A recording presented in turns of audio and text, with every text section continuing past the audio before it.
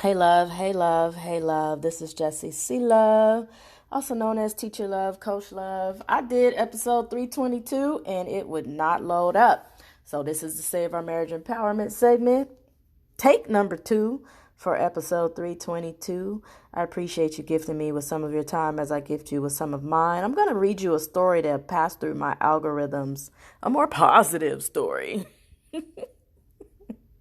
It's about a lady named Chelsie and her husband Jay. Now, I can relate to this story in a way because not only have I been wheelchair dependent myself, I've spoken to various married folk where one and even both were wheelchair dependent. I even met a couple at the airport. They was riding scooters and I was riding mine. Been married for a long time. And it was beautiful to see. Where were they? They were on their way to Hawaii. They were like, "Are you coming too?" Like, "No, not this time." Man! But I did go to Hawaii with my scooter and my walker. And it was the first time that I walked on the beach, was with my walker in Maui. Yes, indeed. Wow, what was that, 5 years ago? Anyway, that was one of the pictures that I showed you. This story, Chelsie, she did something that I did not do and was too ashamed to do. I couldn't pull myself to do it when I was in my wheelchair because I just felt bad and I felt invisible whenever I went out in the public. And I just felt like I didn't need people to see me that way. You know, I wasn't even doing the announcements in church anymore. Hey, pretty amazing. I mean, most of the time I didn't feel well enough to do them, but it was never like an option. I don't remember being asked, "Hey," but that's okay. That's okay. Anyway, she got into her wheelchair in 2010. I didn't read upon or ask what caused her to be in that situation, but she's been in it since 2010.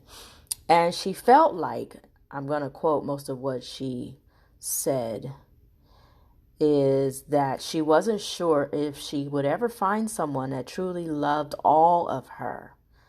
But Jay accepted her fully.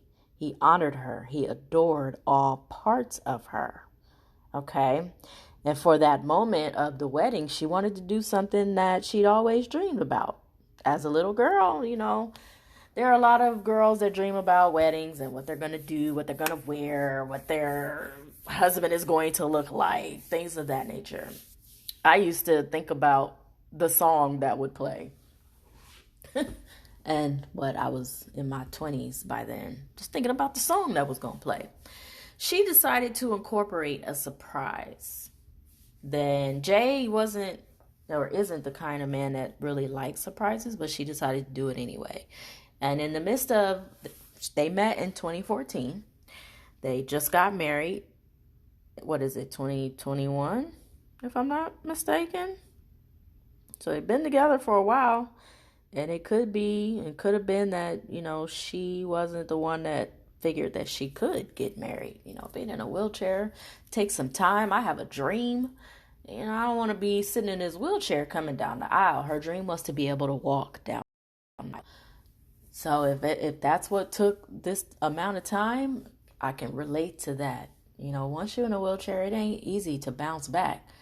And if it's permanent, then you really never know when that opportunity is going to come where you can walk. Oh, thank you, Lord. I'm not getting emotional like the first time, because the first take I was crying. Anyway, with the help of braces and a walker and a skirt slip, or the way that her wedding dress was made, it was made to where it would adjust for her coming out of the wheelchair and walking. She had Jay turn around away from the crowd, and as she walked, had him turn around to see her for the first time walking. He'd never seen her walk before. Okay, so they've been together 7 years. He'd never seen her walk before. He met her in the wheelchair. And it takes a very strong, compassionate, empathetic, loving man to see a woman in a wheelchair and love her anyway, so that she doesn't feel like she's a burden. He never makes her feel that way. And vice versa, because I know some husbands who are in wheelchairs. Yes, I do.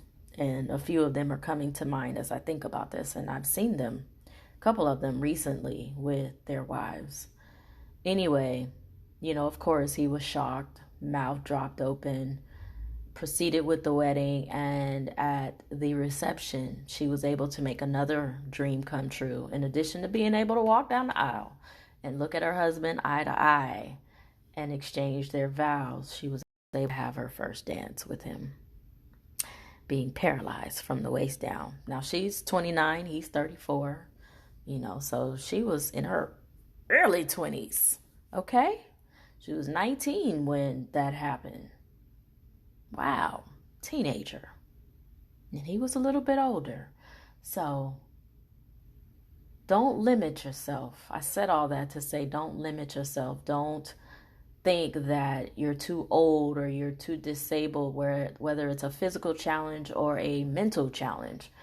There is someone praying for your integrity, your character, your well-being, for who you are in your completeness, to add to your completeness, and we'll be there. All right? I wanted to share that because thank you for the algorithm showing me something more positive than what I've seen recently. A healthier marriage, because that's what these segments are about. I appreciate your time. Thank you for gifting it to me. Make it a lovely day, not just for you. Help someone else have a lovely day too. Single, start with self, and then give it to someone else. Married folk, you start with self, then give it to your spouse. Let it radiate throughout the house. Whew. Be love.